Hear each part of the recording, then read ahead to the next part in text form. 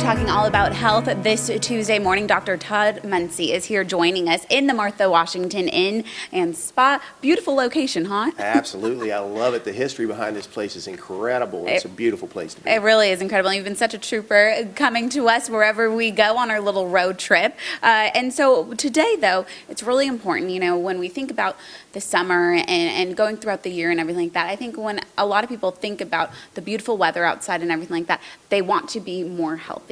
But a lot of people come to you and they think, oh my gosh, you know, my family history, there might not be anything that I can do to help that. But you're here to say, yes, you can. That's right. You know, one of the things I ask people a lot of times, if you want to be healthy for 80, 90, 100 years and beyond, what do you need to stop? Mm-hmm.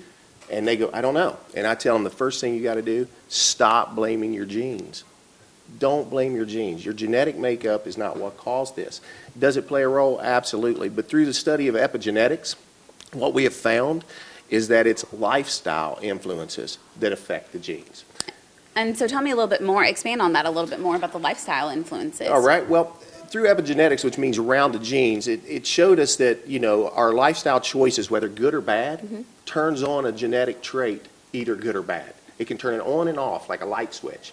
So, for instance, if you make bad choices throughout your life, what's those choices that are going to affect your health and make it ill health? They did a study of about 44,000 twins on nature versus nurture. Mm-hmm. And what they found is that it was the lifestyle choices predominantly, whether it was tobacco use, lack of exercise, or no tobacco use, and a lot of exercise, eating right, that affected those twins and their ability to get cancer, not their genetic makeup. Wow, that is so interesting. And I think that gives hope to a lot of people who maybe are nervous too, because, you know, maybe their family has diabetes or something like that, but you can take control of your own health, right? Absolutely. You know, there's two types of diabetes that we really need to think about when you ask about diabetes. You have type 1, which is a genetic trait that you're born with, typically, right. But that can also, the symptoms of that and the problems that come along with it can be reduced through lifestyle choices. And then there's type 2 diabetes.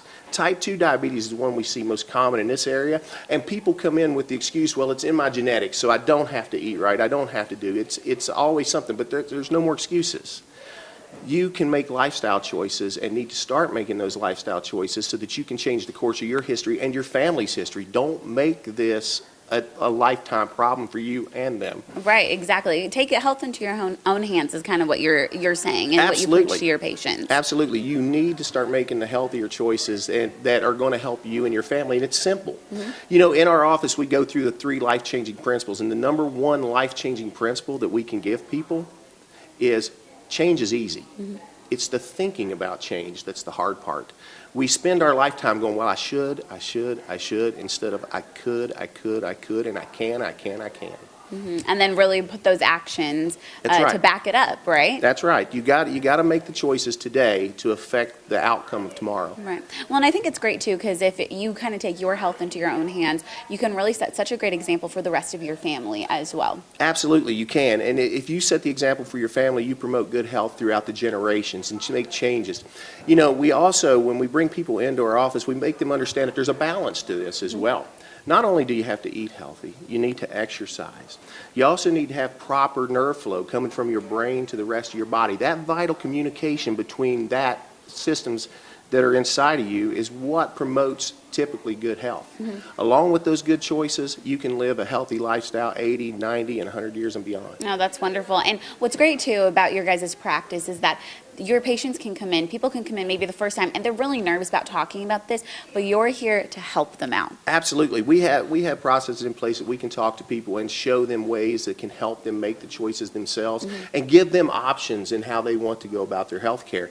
You know, people come in and they're super nervous and they're afraid, what is he going to do to me? What's going to happen here? But we sit down, we take them through the process, and then we give them an idea and a plan of attack designed specifically for them, so that they can make those healthier choices. It's baby steps, Anna. It's baby steps. They got to take one step at a time and move forward. But then there's a huge impact that it can have when you add up all those baby steps, right? Absolutely. Each step in a positive direction changes your outcome for a lifetime. Oh, I love that. Well, we'll leave it right there. Dr. Munsey, thanks so much for coming all the way up here to Abingdon, and thank you so much for talking to us about this topic. Thank you for having me. I appreciate it so much. Of course, if you are interested about anything you heard and you want to talk to Dr. Munsey in person, just check him out. You can go to their website right there, munseyfamilychiropractic.com.